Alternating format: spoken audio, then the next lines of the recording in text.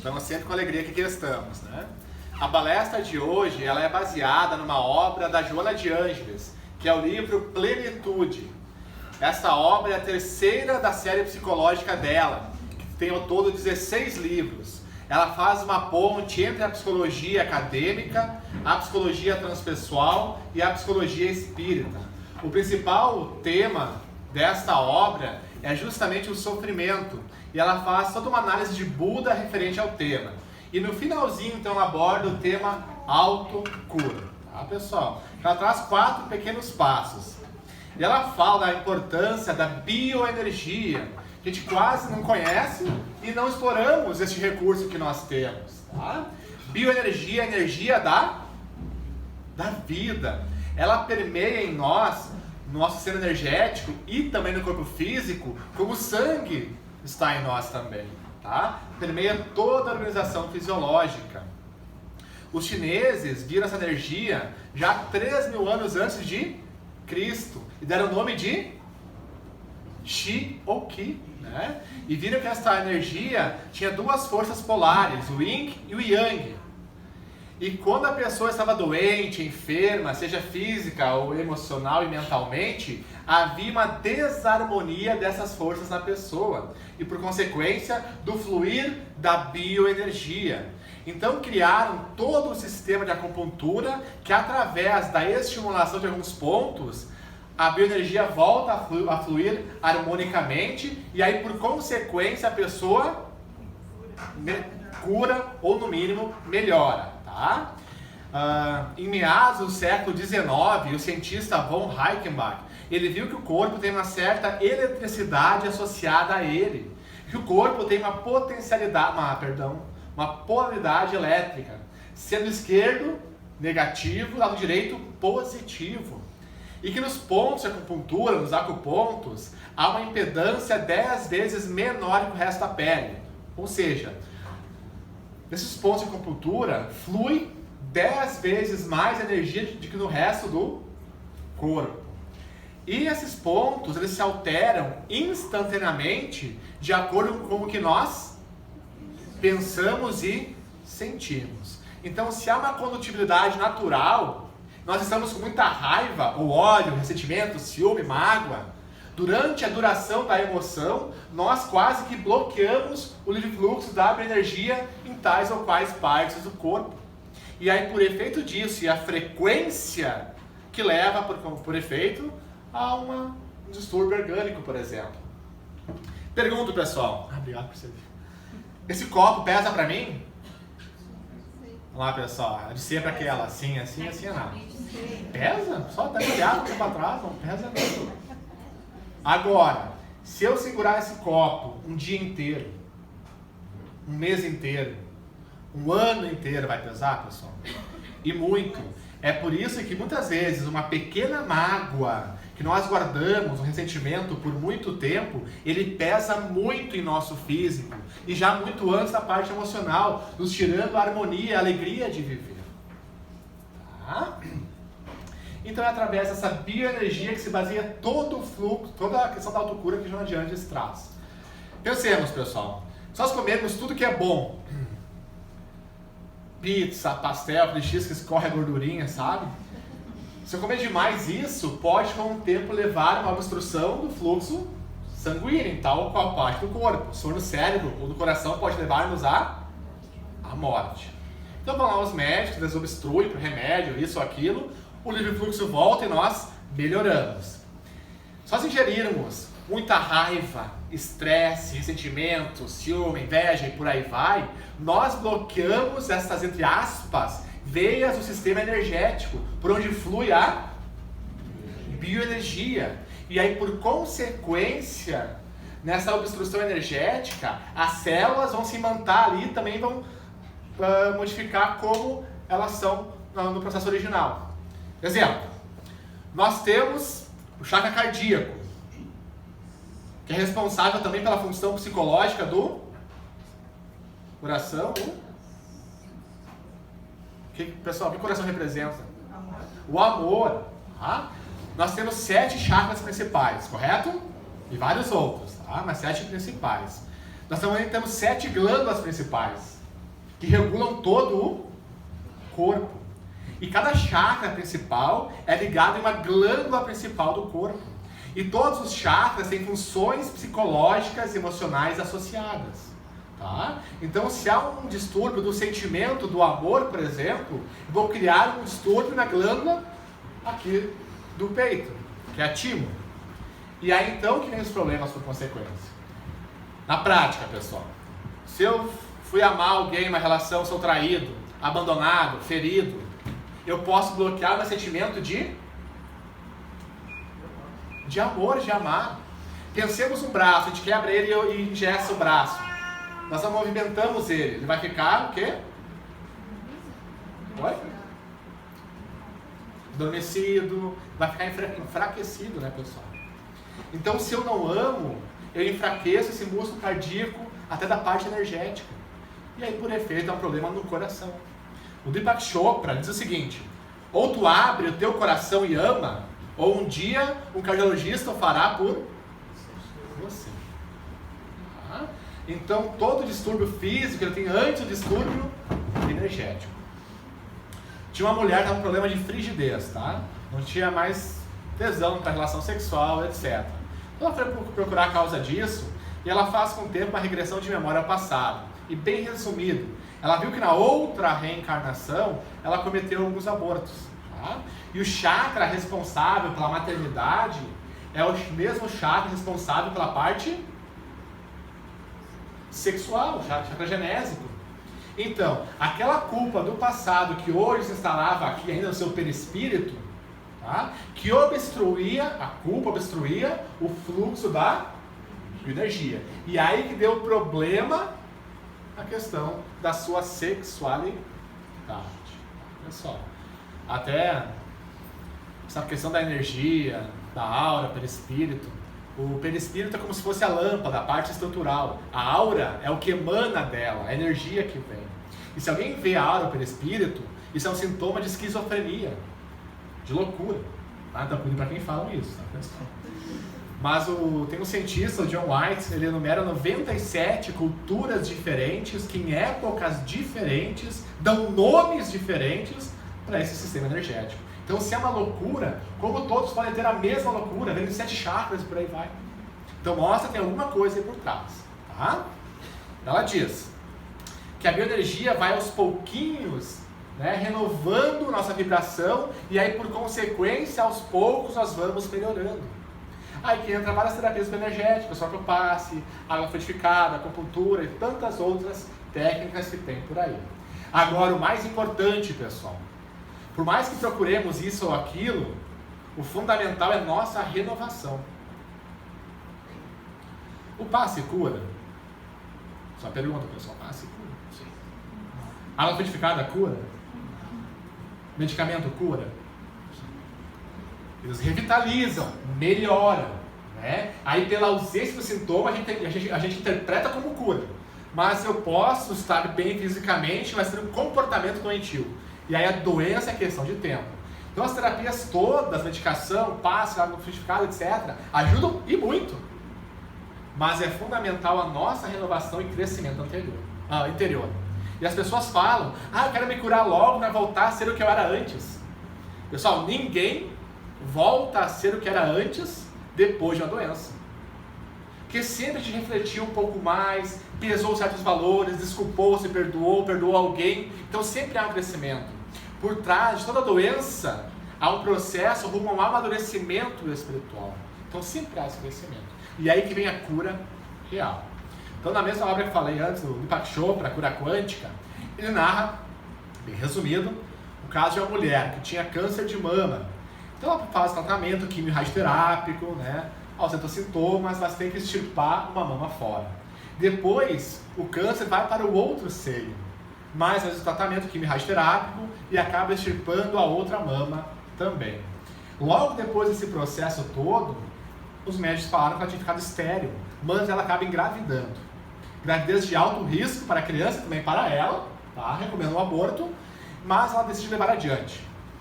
E com algumas dificuldades, mas dá à luz a uma criança saudável, perfeita. Mas logo depois que ela dá à luz, o câncer volta, pessoal, e atinge até os ossos. E segundo os médicos, ela tinha apenas 1% de chance de sobrevivência. Teria que fazer químio e radioterapia pelo resto de sua vida. Então, com orientação médica, tá? Ela larga o tratamento convencional e procura a própria clínica do Deepak Chopra, né? E tem várias terapias que incluem a bioenergia. Tá? Meditação, visualização, vou falar um pouco mais sobre isso depois. Várias questões.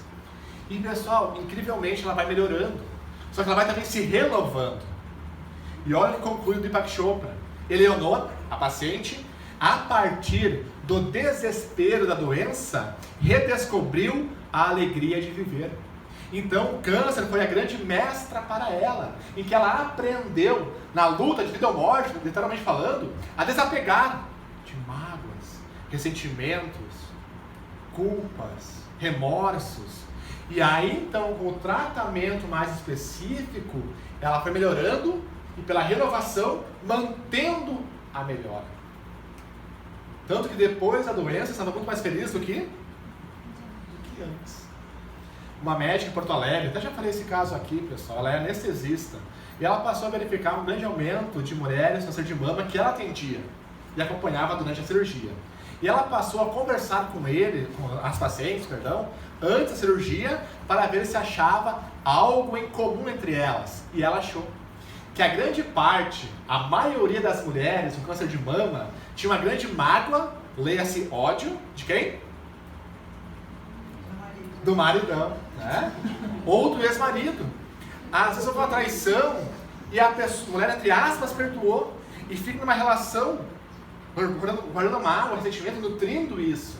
Ou numa relação abusiva. Ela mata no dia a dia, no peito, a relação ruim. Se entristece, ela vai levando adiante. Às vezes por amor, ou por medo de ficar sozinho, de recomeçar, por isso, por aquilo. E aí vem a doença para acordar ela para a vida. Por isso, pessoal, repito e enfatizo, em toda doença há esse processo rumo a um crescimento espiritual. Então a técnica da bioenergia ela é excelente, mas tem que haver essa renovação. A predisposição a perdoar, a se perdoar, etc. Tá? Então ela sugere 4 passos. O primeiro é observar muito a questão do pensamento. E ela diz que é muito bom visualizar a saúde e incorporá-la. O método da visualização terapêutica, que logo eu vou falar. Então a mente tem um poder muito grande.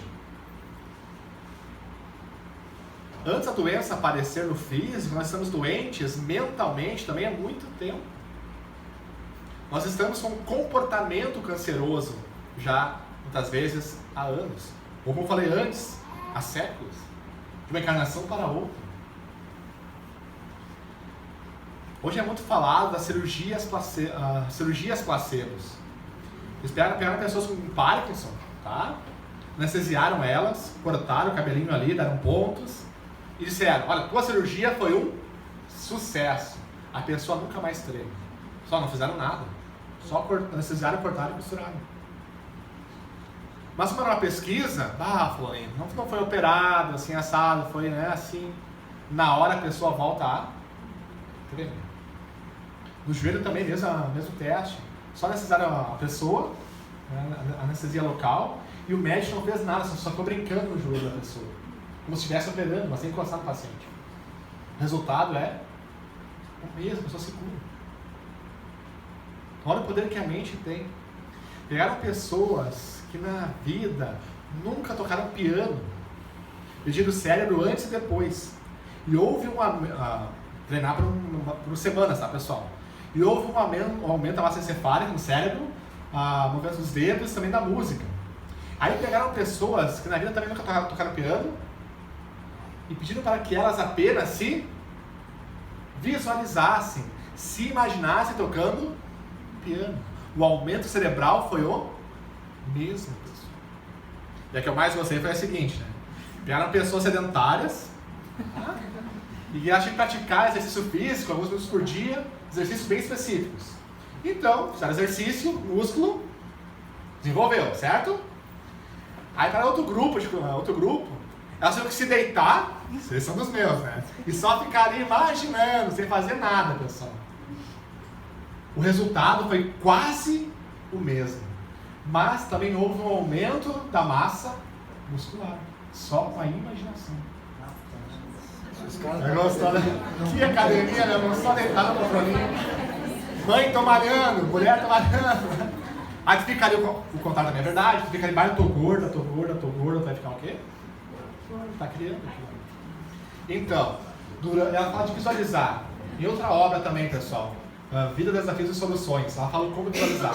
Bem resumido, é parar um pouco, fazer uma respiração em 3 tempos, puxar o ar do nariz, segurar um pouquinho. Quando nós seguramos o ar, dá mais tempo de trocar o gás carbônico pelo oxigênio nas células e capta mais a bioenergia. Tá? Soltar o ar devagarinho pela boca. E reviver primeiramente momentos bons, que na correria do dia a dia, no estresse, nós esquecemos de coisas boas que nós vivemos. Ter gratidão. E pensar em coisas boas vivenciadas libera uma carga hormonal saudável, que nos deixa mais saudáveis e alegres.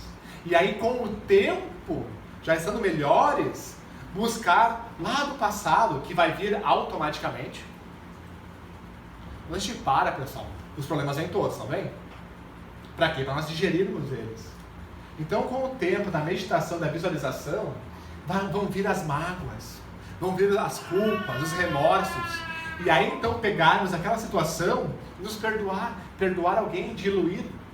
E aí, então, com essa questão do perdão, da visualização, nós vamos aos poucos recompondo o perispírito que está afetado. E aí, com o tempo, vem a melhora física. Enquanto eu medito, visualizo, eu saudável no futuro, durante a visualização, eu reestruturo a parte do perispírito afetada e volto ao fluxo da bioenergia. Por mais depois retorne ao contrário de novo. Mas durante a visualização eu vou me curando. E perdoando eu vou crescendo, diluindo aquela carga negativa toda, tá, pessoal? Se alguém quiser, depois eu posso mandar por e-mail essa parte da visualização que ela traz. São 2 páginas bem curtinhas. Tá bom? O próprio Divaldo Franco, ele se curou de um câncer de próstata só com a visualização terapêutica que fala Joana de Andes. Tá bom? O segundo passo é manter sintonia mental com a fonte de poder, que é quem? Quem, pessoal?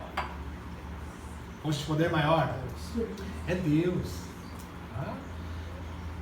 Na obra Dramas da Obsessão, da Ivone Pereira, narra o caso de que alguns espíritos de luz no mundo espiritual, quando nós rezamos, nós emitimos uma vibração. E essa vibração ela é captada pelo mundo espiritual. E como sempre faz com as preces, vem atender. Tá? Só que às vezes a resposta não é a que a gente quer. Por isso a gente acha que não funcionou, mas funciona. Então eles seguem aquela vibração e chegam num quarto em que lá havia uma enferma, deitada, acamada, e ao lado dela uma senhora que lia um livro. E aí o espírito pergunta, olha, tem uma vibração de prece que emana daqui, mas ninguém está rezando. O que está acontecendo? Aí o outro espírito narra. Realmente ninguém parou para rezar formalmente aqui. Mas a mulher ao lado, essa estava sentadinha lendo, ela lia com tanto amor para a amiga, que aquela amorosidade da leitura chegou aos céus como uma verdadeira prece. Então, pessoal, todo o trabalho de amor é uma prece. Mantemos a sintonia. Tu pode varrer uma casa, você inspira, a casa de alguém, mas fazer com amor está irradiando coisa boa. E tu está te melhorando. Pode ser um trabalho burocrático, mas que visa a justiça, o bem do outro, com amor, se importando com o outro. Tu sai em sintonia. E o Emmanuel fala muito para o Chico Xavier a diferença entre pedir amparo divino e mendigar. Então havia uma parábola budista que diz o seguinte: havia um rapaz, certa feita, um mestre e alguns discípulos, depois de uma forte chuva, saíram para passear, para caminhar. E logo à frente, na estrada, lamacenta, barrosa, tinha uma carroça atolada. E ao lado da carroça, um senhor de joelhos, com os braços erguidos aos céus: Senhor, me auxilie, me envie alguém para me ajudar a desatolar a carroça, para que eu possa seguir o trabalho. Os discípulos ouvem aquilo e pensam, nós somos a providência divina, né? Resposta da prece dele, e vão até lá. No meio do caminho, o mestre olha para eles, pessoal, para tudo. Quer dizer, não é bem assim que o mestre diz, tá, pessoal?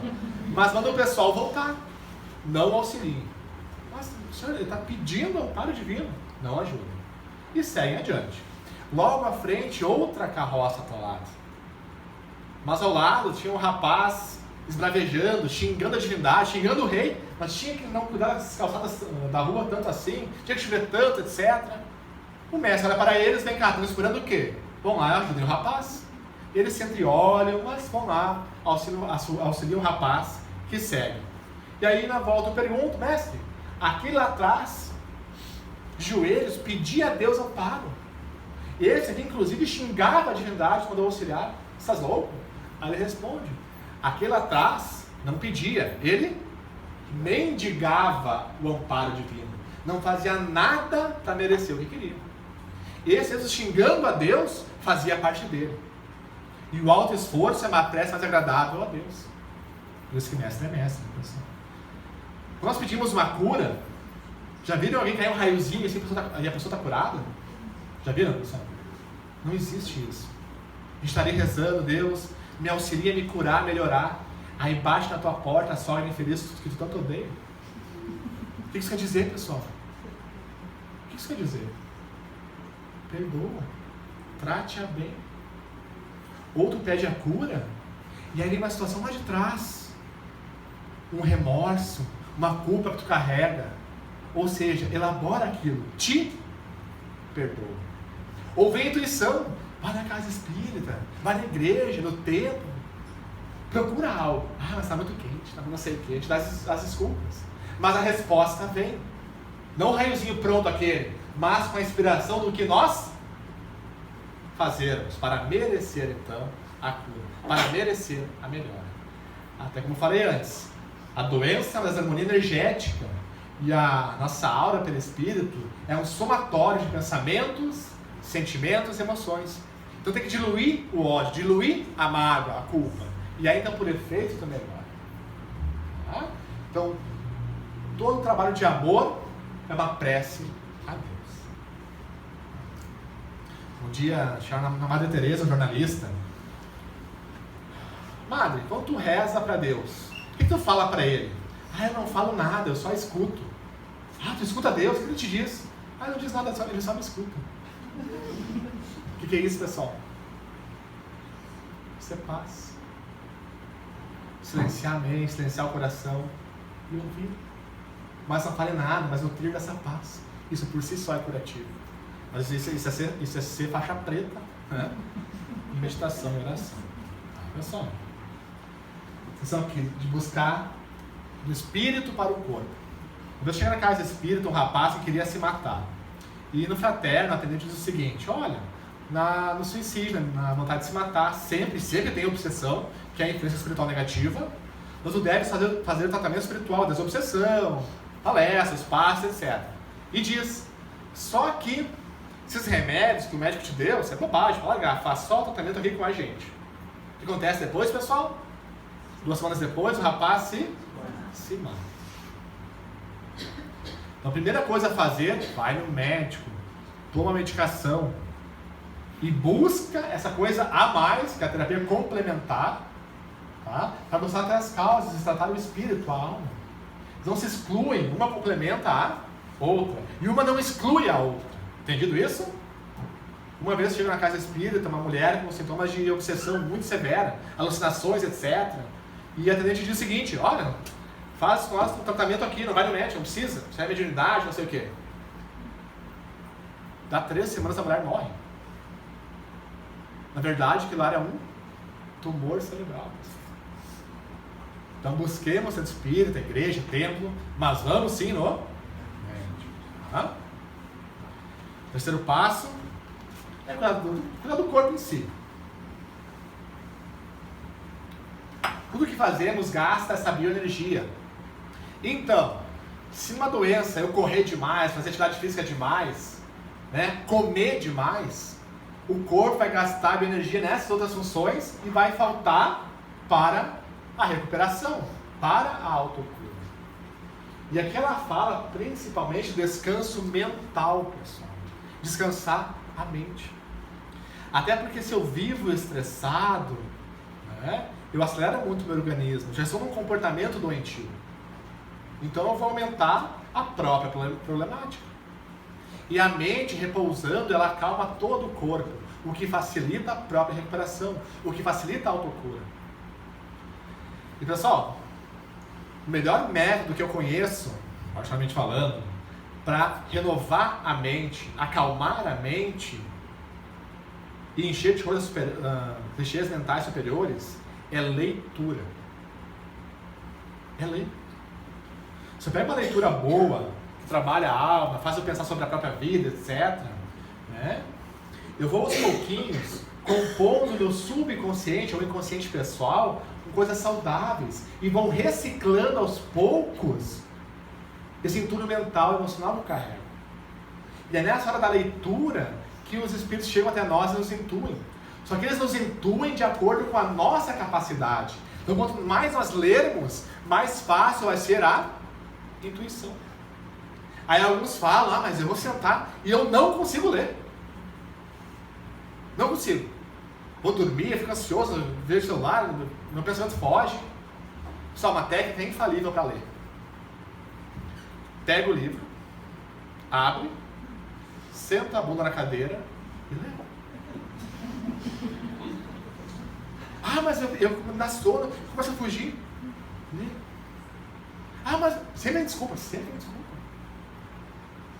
Senta, nem que tu pegue uma página, uma frase. Mas eu não consigo lembrar de nada que eu li. Tem uma parábola budista que fala o seguinte. Uma vez vem um discípulo, chega no mestre e reclama, mestre, vou parar de ler esse livro, porque eu leio e não retenho nada. O mestre para, pensa, tá vendo aquele balaio ali? Balaio sujo, lodacento. Vai até o rio, enche com água e traga até mim. Mas mestre, é um balaio, vai reter água. Faça isso. Vai lá o discípulo, enche de água e traz de volta. Não tem nada. Vai de novo. Vai lá de novo. Nada. De novo. Na 8ª vez, mestre, tá me fazendo de bobo? Não retém água nenhuma. Realmente, não retém. Mas o que tu repara nele? Ele está mais limpo. Então, durante a leitura, eu vou limpando a minha mente. Se eu conseguir aos pouquinhos me concentrar, eu já paro de pensar bobagem, que é uma grande coisa. E aí, então, aos pouquinhos eu vou me renovando.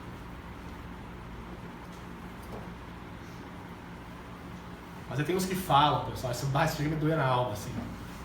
Mas eu, na verdade, não consigo ler, então quando eu vou dormir, eu ligo o audiobook do Livro dos Espíritos. E estudo dormindo. Pensemos, pessoal. Quando nós dormimos, nós saímos do corpo em espírito. Aí tu tem todo o mundo espiritual para visitar. Parentes da regra de outras vidas. Festinha no umbral para ti ir. Sério? Aí tu acha que tu vai ficar ali do ladinho do corpo, ouvindo audiobook? Ouvindo palestra? Não vai. Então sempre lê. Já viram alguém aprender inglês dormindo? Mas enfim. Porque isso é muito mais o nosso ego. A gente não faz nada durante o dia. Só vê o WhatsApp e só tem bobagem. O meu falou, mas quando eu vou ler, só me vem imagem de mulher nua na cabeça. Você tu vê o dia inteiro no WhatsApp? Tá nutrindo tua mente com isso. Pensa no sedentário, pessoal. Você não faz nada de atividade física. Corre 20 km, vai correr? Claro que não. Caminha. Essa semana 1 km. Semana que vem tu caminha 1 km e corre de 100 metros. Daqui uns meses você vai correr os 20 km. É igual para a leitura. Lê uma página hoje. Reflete um pouquinho sobre ela 5 minutos. E aos pouquinhos tu vai melhorando. É muito mais de ego. Eu não faço nada, aí quero sentar e ler o livro inteiro e entender. Não vai. Mas com o tempinho vai te renovando e vai conseguindo. O Divaldo Franco, quando começou na mediunidade, ele pede orientação espiritual e vem Viana de Carvalho, o espírito, e diz: olha, Divaldo, para tu te orientar, se educar, entender, leia o livro dos espíritos. A gente pega lá dos espíritos, mais de 500 páginas, sem figurinha, né? Não sei se eu vou ler, mas ele lê. Quando ele acaba, ele pede uma nova orientação. E ele diz, bom, Divaldo, agora então tu leia o livro dos Espíritos. Aí Divaldo pensa, como ele é um espírito, ele viu que eu pulei algumas páginas. Então, vou ler certinho. Então diz Divaldo Franco que leu honestamente, do início ao fim, o livro dos Espíritos. Aí quando acaba, ele pergunta, e agora? O que tem que ler? Agora, tu estude o livro dos Espíritos. Até pelos estímulos espirituais que proporciona. Não só entender racionalmente, mas passar para cá e se renovar, ver o sentido da coisa. E aí vem o crescimento espiritual, que cura a alma, renova a vida, dá sentido para a existência. Pessoal, sigamos. O último passo.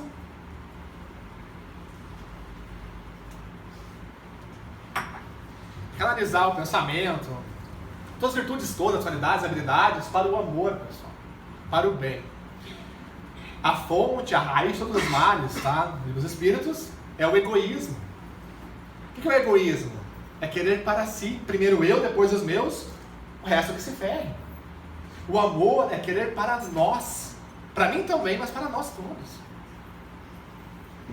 Então, se eu não faço algo que vai de encontro ao outro, e o outro pode ser pessoas, bichinho, trabalho burocrático, visa o bem de alguém, qualquer coisa que visa o bem alheio. Se eu assim eu não faço, eu continuo egoísta, eu continuo doente da alma. É questão de tempo para nós adoecermos do corpo. Então, é amando, pessoal, que nós nos curamos. Nos elevamos espiritualmente falando. E é isso que importa. Não importa se temos depressão, se somos paraplégicos, se temos uma doença muito difícil. O que importa é, mesmo ao quebrado da mente, da emoção, do corpo, fazermos a parte que nos cabe. Porque hoje sentimos os efeitos de ontem. E amando criamos novos efeitos para o futuro. E sabendo disso, podemos ficar em paz, felizes desde agora. O Divaldo Franco é chamado, certa feita, para atender uma mulher da sua casa espírita que estava quase partindo. E lá então, também pessoal bem resumido, tá? Lá ele chega e a mulher diz, Divaldo, te chamo até aqui porque quero te pedir um favor. Eu tenho apenas mais algumas horas de vida. Eu queria te pedir algo, Divaldo. Não, o que tu quiser, pode pedir. Só, Divaldo, antes de eu te pedir, eu tenho que te contar uma história. A minha história de vida. Como tu sabe, eu sempre fui muito pobre, mas muito bela. Eu me enamorei na minha adolescência. Ele pobre como eu, mas o nosso amor era muito belo. Foi passando o tempo, nosso namoro muito bonito, noivamos, prometemos nos casar. Até que então ele chega até mim e pede uma prova de meu amor, que eu me entregasse a ele de volta. E eu, desacostumado ao romance, acabei aquecendo, acabei cedendo. Tá? Nós trabalhávamos demais, mas os poucos momentos que tínhamos, era tudo muito bom, pleno. E mais o tempo decorre, eu chego até ele e digo, amor, tem uma notícia para te dar. Nós seremos pais. O ser se agita em mim agora. Então o homem se apavora, olha, como assim seremos pais? Eu tô grávida. Ele, estarrecido, Divaldo me olha assim, olha, tu vai ser mãe então. Mas como eu vou saber que eu sou o pai? Tu se entregou tão fácil para mim. Como vou saber que não foi fácil para outro? Divaldo, não acreditava naquilo, sempre fui fiel, amava ele. Me segue falando. O que tu faz da vida? Tu lava roupa para sobreviver até pobre. Eu, vendo verdura, sou pobre também. Colocaremos no mundo um outro infeliz como a gente, sem futuro nenhum. Para que essa criança? Olha, faz o seguinte, eu até sigo contigo, mas aborta este infeliz. Divaldo, não acreditei naquilo. Ele diz, tu escolhe ou a ele ou a mim. Divaldo, mesmo com toda a dor no meu peito, eu escolho ao meu filho. Chego em casa, desconsolada, triste, arrasada na verdade. Meus pais perguntam o que houve, eu explico. Como se não bastasse, eles acabam me expulsando de casa. Saio com as próprias roupas, sem ter para onde ir. Sorte, graças a Deus, uma amiga me acolhe. E Divaldo, para garantir ao meu filhinho o que ele precisava, além de lavar roupas, eu passo a vender acarajé na porta de um edifício. E trabalho quase até a exaustão, mas garanti o necessário para o meu filhinho. E ele nasce de volta. Linda criança, saudável, perfeita, vai crescendo com dificuldades, mas cresce. Chega a época da escola, matriculo ele. Logo depois que as aulas iniciam, a professora me chama. Pensei que ele aprontou, né? Tão cedo já. E ela diz, senhora, te chamo até aqui por quê? Mantenha teu filho estudando. Ele tem uma inteligência acima da média. Fora do comum, na verdade. Mantenha ele na escola. Divaldo, que orgulho dele. Mantive ele na escolinha ali então, até os 11 anos. Ele já é um rapazinho. E eu digo, filho, nós somos pobres, temos dificuldades para sobreviver. Então a partir de hoje vai trabalhar com a mamãe. Garantir o pão diário. E ele me ora então, o Divaldo diz assim, mamãe, eu preciso estudar.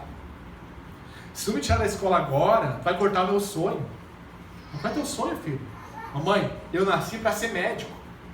Divaldo, eu ri dele, uma criança de 11 anos, sem futuro nenhum, pobre. Como é que eu consegui ser médico? Mas ele pediu com tanta ênfase, Divaldo, que eu disse, então tá, filho, vou trabalhar como sempre fiz. Continuei estudando então.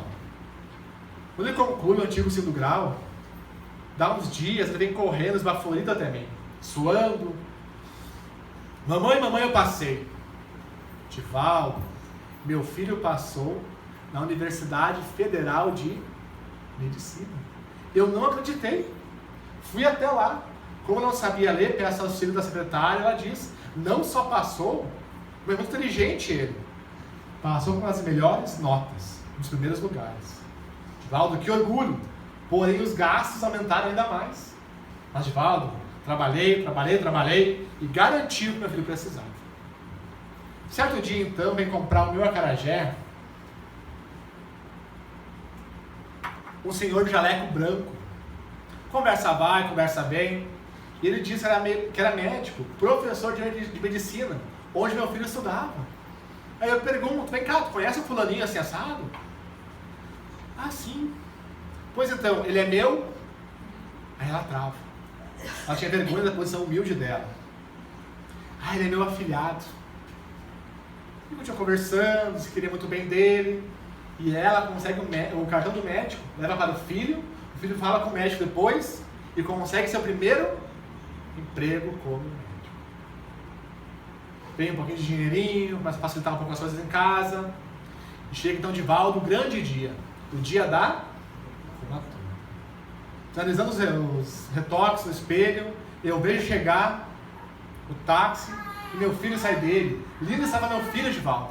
Ele me agradece, me beija, me abraça, mamãe. Se eu fosse por ti, eu não realizaria o grande sonho de minha vida, que é me tornar médico. Sou grato, mamãe, a tudo que tu fez por mim. Mas, mamãe, tenho só 2 últimos pedidos para te fazer. Ah, filho, o que quiser. Pois é, mamãe. Sabe aquele médico? Ele tem uma filha. Nos namoramos. E hoje, então, vou pedir em casamento. Noivarei com ela. Mas, mamãe, eu sempre tive vergonha. A gente ser pobre. Essa favela aqui. Sempre mal vestida, etc. Então, eu disse a eles que eu era órfão. E se for hoje, mamãe, vai me causar um certo embaraço. Eu queria pedir se tu entendesse se não fosse essa noite da formatura. Ah, filho, diz a mãe. Aquela gente chique toda lá, nem sabia me importar. É até bom não ir. Fica tranquilo, meu filho. Qual é o seu pedido? Pois então, mamãe. Assim que eu ficar noivo, eu me formar, meu futuro sogro já me falou que eu vou assumir a clínica dele. Eu te peço então, mamãe, que depois, se tu ficar doente, que tu não me procure lá. Porque lá é muito chique. Se for, tu vai passar vergonha, tá sempre maltrapilha, mal vestido. Não quero que tu passe vergonha, mamãe. Vou te deixar aqui o talão de cheque assinado. Ah, filho, nem sei preencher, nem sei escrever. Vou fazer como eu sempre fiz, no postinho aqui perto. Fica tranquilo, meu filho. Tu entende, mamãe? Entendo. Valdo, filho, me dá um abraço, um beijo, vira as costas. Filho, só um pouquinho. Aí ela foi lá e ainda pegou o presente dele, que era um anel de formatura. Caríssimo, ainda mais para ela. Mas dá para o filho. Valdo, mais uma vez me agradece. Me dá um abraço, um beijo. Ele vira as costas, entra no táxi. Divaldo, eu nunca mais vi o meu filho. Divaldo, vê aquela mala ali? Ah, sim. Pegue ela, por favor. Ela com a voz muito fraquinha. Né? Divaldo abre a mala assim. E havia ali vários recortes de jornais, revistas, periódicos. Ele é um médico muito famoso aqui no Brasil. Divaldo, é assim que eu amo ele de longe. As pessoas que conhecem essa história veem ele seguindo em jornais, revistas e trazem até mim. Olha que orgulho dele, Divaldo. Olha quantas pessoas ele ajuda. Estou muito feliz pelo meu filho. Divaldo, falo isso por quê? Todos nos conhecem aqui, sabem que a gente é amigo. Depois que eu partir, ele vai acabar te procurando. E quero que tu passe um recado para ele. Passa, Divaldo, passa sim. Diga a meu filho que por tudo que aconteceu, eu não perdoo ele. Porque não há o que perdoar. Eu não tenho mágoa, não tenho ressentimento nenhum. Eu amei ele. Estou morrendo amando e vou continuar amando de onde ele estiver. Olha a preocupação da mãe. Porque sabia que o filho ia ficar com culpa. Então, preocupada com ele ainda, diz, Divaldo, diga para ele ficar em paz. Que a mãe morreu feliz pelo filho que ela... Promete, Divaldo? Prometo. Pessoal, a história segue, ele procura Divaldo realmente. E a história segue mais um pouco. Vejamos. Ela mesma ali doente, morrendo, como desencarnou, e muito bem, como fala o Divaldo Franco, por mais que o corpo estivesse enfermo, por muito ter amado, ela estava curada da alma, com a saúde real. Por quê? Porque amou até o fim. As pessoas falam, eu morreria por você. Pessoal, morrer por alguém é fácil. Quero ver tu viver por alguém. No dia a dia, lavando a roupa, cuidando, dando lanchinho, etc. O que mostra a qualidade de sentimento, desencarna como heroínas e heróis, são os pais ou outros que amam até o fim. Apagados no dia a dia em silêncio, mas amando. Por mais que a emoção seja quebrada, sentimento ou corpo, quando a gente ama, a gente se cura da. E na morte, as pessoas se arrependem não por não terem recebido amor, mas por não ter amado um pouco mais, por não ter perdoado mais uma vez, por não ter tentado uma vez mais. Mas ninguém se arrepende de ter amado um pouco mais. Joana de Ângeles, o amor é substância criadora e mantenedora do universo, constituído por essência divina. É um tesouro, quanto mais se divide, mais se multiplica e se enriquece à medida que se reparte. Mais se agiganta na razão que mais se doa, fixa-se com mais poder quanto mais se irradia. Nunca perece porque não se entibia, nem se enfraquece, desde que a sua força reside no ato mesmo de doar-se, de tornar-se vida. E assim como o ar é indispensável para a existência orgânica, o amor é o oxigênio para a alma, sem o qual a mesma se enfraquece e perde o sentido de viver. Então amemos para que a saúde real conosco sempre esteja. De agora em diante, que assim seja. Obrigado.